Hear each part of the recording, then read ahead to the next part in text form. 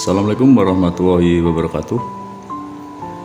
Semoga senantiasa kita tetap dalam rahmat Allah Subhanahu wa Ta'ala dan selalu dalam bimbingannya menuju jalan ketakwaan. Sebagaimana lanjutan daripada apa yang telah saya sampaikan tentang ma'rifatullah, sudah jelas bahwa pemegang dan penyampai ilmu ma'rifatullah itu seorang ulama billah. Kita ulas kembali bahwa penyampai dan pemegang ilmu ma'rifat hanya seorang ulama billah, berkedudukan sebagai ulama billah. Jika tidak, maka kita harus mencari sebenar-benar beliau seorang ulama billah yang kita harapkan ilmunya benar-benar dapat dipertanggungjawabkan sebagaimana berdasarkan Al-Quran dan hadis. Saudara sekalian, sebelum saya berbagi ilmu tentang ma'rifatullah, saya ingin sampaikan bahwa ilmu merupakan sesuatu yang wajib hukumnya bagi umat muslim, sebagaimana tholabul ilmi fardhatun ala kulli muslimin wal muslimat. Mencari ilmu hukumnya wajib bagi muslim dan muslimat.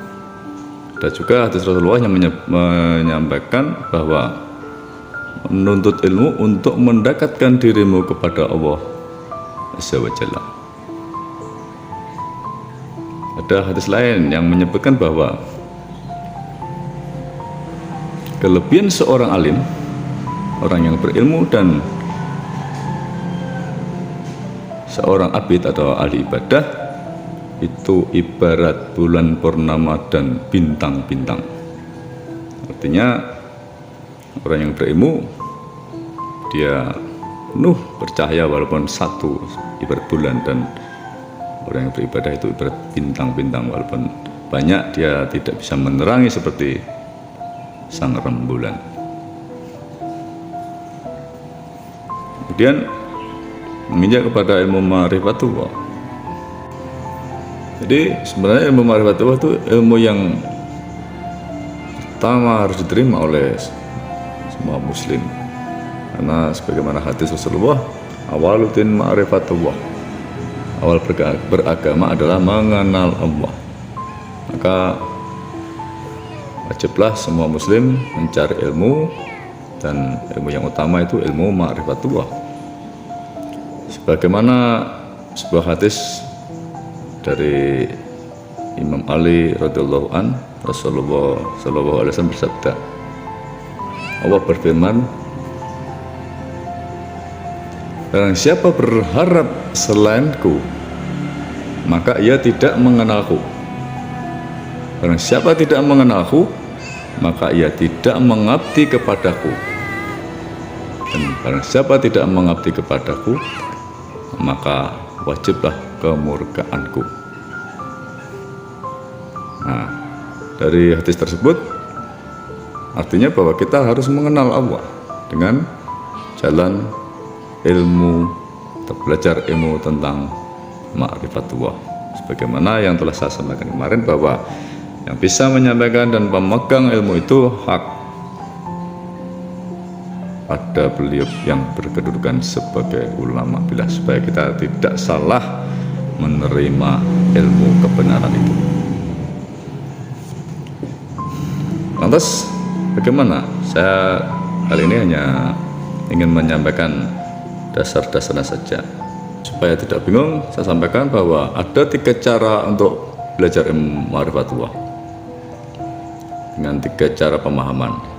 Yaitu pemahaman yang pertama, yaitu pemahaman dasar. Pemahaman dasar itu sebagaimana hadis tadi bahwa awaluddin ma'rifatullah, awal beragama adalah mengenal Allah. Jika kita tidak mengenal Allah, bagaimana kita mengabdi kepada Allah, kita menyembah Allah?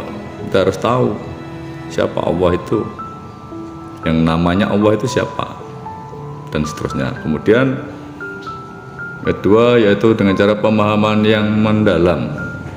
Pemahaman yang mendalam ini hanya disampaikan kepada orang-orang tertentu yang berhak saja dan tidak disampaikan secara terbuka umum, karena akan menjadi salah persepsi dan sebagainya jika ini dibuka secara umum.